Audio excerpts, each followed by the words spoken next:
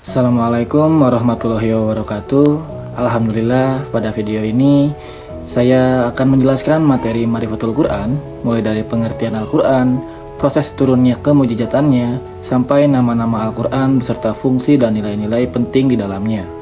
Video ini juga akan memuat bacaan dalil Al-Quran dan hadis yang relevan sebagai penguat materi yang akan saya sampaikan. Yang pertama, secara bahasa Al-Quran berarti bacaan. Allah menyebutkan dalam Quran Surat Al-Qiyamah ayat 17 hingga 18, Bismillahirrahmanirrahim, Inna alaina jam'ahu wa qur'anah fa'ija qarranahu fatabi qur'anah, yang artinya sesungguhnya kamilah yang mengumpulkan Al-Quran dan yang membacanya, maka apabila kami telah selesai membacakannya, ikutilah bacaannya. Ayat ini menegaskan bahwa Allah sendiri yang menjamin pengumpulan dan pembacaan Al-Quran. Secara istilah, Al-Quran adalah firman Allah yang bersifat mukjizat, diturunkan kepada Nabi Muhammad SAW melalui malaikat Jibril. Diriwayatkan secara mutawatir dan ketika membacanya akan bernilai ibadah. Mukjizat adalah kemampuan luar biasa yang diberikan kepada para nabi sebagai bukti kenabian. Allah memberikan mukjizat terbesar kepada Nabi Muhammad SAW berupa Al-Quran. Allah bahkan menantang manusia dalam Quran Surat Al-Baqarah ayat 2, Fatu bisuratim mim misli, yang artinya, maka buatlah satu surat yang semisal dengan Al-Quran. Tantangan ini tidak pernah bisa dipenuhi oleh siapapun.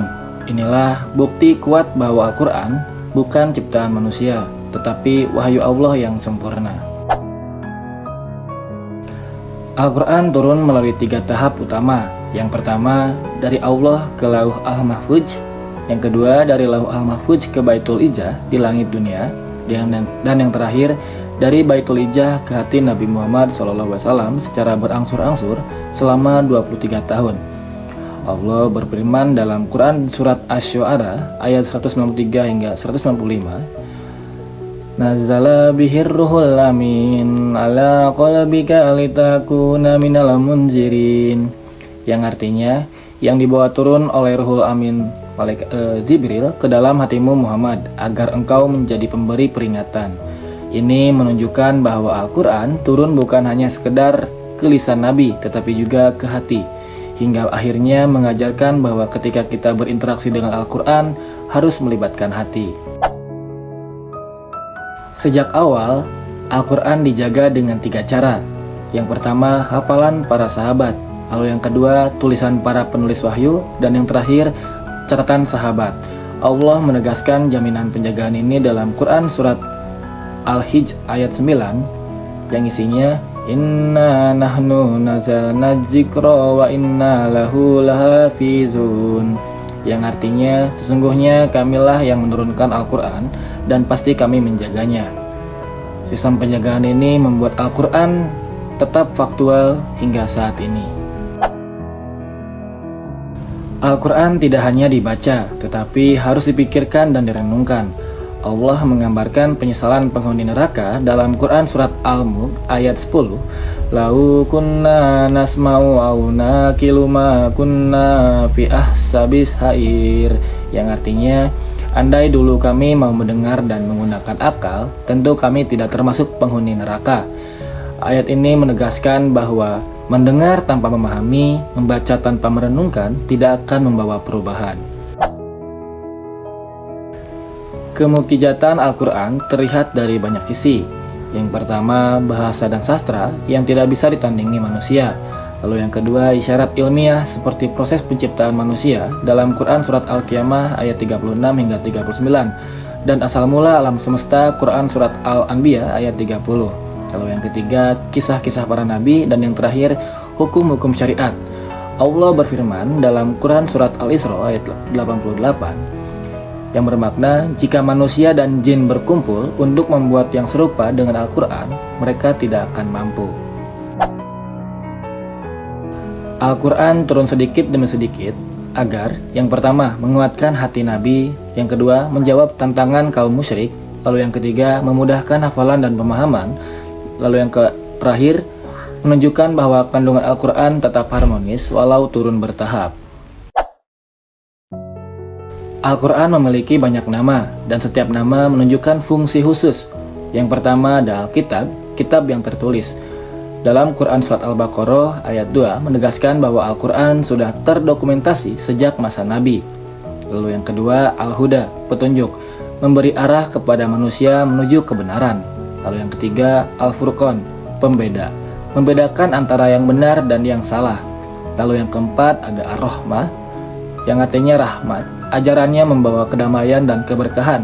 Lalu yang kelima ada An-Nur, yang artinya cahaya. Dalam Quran Surat Al-Maidah ayat 15, menerangi hati manusia dari kegelapan spiritual. Lalu yang keenam ada Ar-Ruh, yang artinya kehidupan. Dalam Quran Surat Asy-Syura ayat 52, yang artinya menghidupkan jiwa dari kebodohan dan kekosongan batin. Lalu yang ketujuh ada Syifa, yang artinya penyembuh. Dalam Quran Surat Al-Yunus ayat 57, menyembuhkan penyakit hati seperti iri dengki dan keraguan. Lalu yang kedelapan ada Al-Haq, yang artinya kebenaran, tidak mengandung keraguan sedikit pun. Lalu yang kesembilan dan yang terakhir adalah Al-Bayan, penjelasan menjelaskan hukum, hikmah, dan petunjuk secara terang. Rasulullah SAW bersabda dalam hadis riwayat Tirmizi, barang siapa membaca satu huruf dari Al-Quran, maka baginya satu kebaikan, dan satu kebaikan itu diganjar 10 kali lipat. Walau terbata-bata membaca Al-Quran, tetap mendapatkan pahala berlipat ganda dan menjadi syafaat di hari kiamat. Seorang mukmin memiliki 5 kewajiban. Di antaranya yang pertama, meyakininya sepenuhnya. Yang kedua, membacanya dengan tartil. Yang ketiga, memahami isi kandungannya. Yang keempat, mengamalkannya. Dan yang terakhir, mengajarkannya kepada orang lain. Pada akhirnya, rangkaian materi Marifatul Quran mengingatkan kita bahwa mengenal Al-Quran bukan hanya sekedar memahami bacaan, tetapi memahami diri sendiri. Siapa kita sebagai hamba, apa peran kita sebagai khalifah, dan bagaimana kita menjaga nilai, akhlak, serta tanggung jawab sosial dalam kehidupan Al-Quran.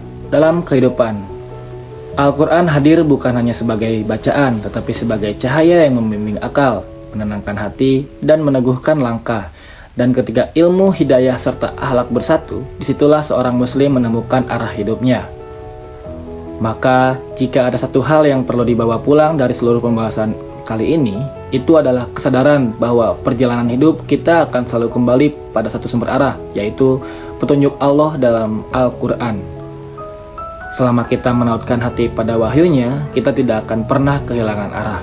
Semoga kita termasuk orang-orang yang bukan hanya membaca tetapi juga memahami, bukan hanya mengetahui tetapi juga mengamalkan, dan bukan hanya berjalan tetapi dituntun oleh cahaya Al-Quran. Akhirul kalam, wassalamualaikum warahmatullahi wabarakatuh.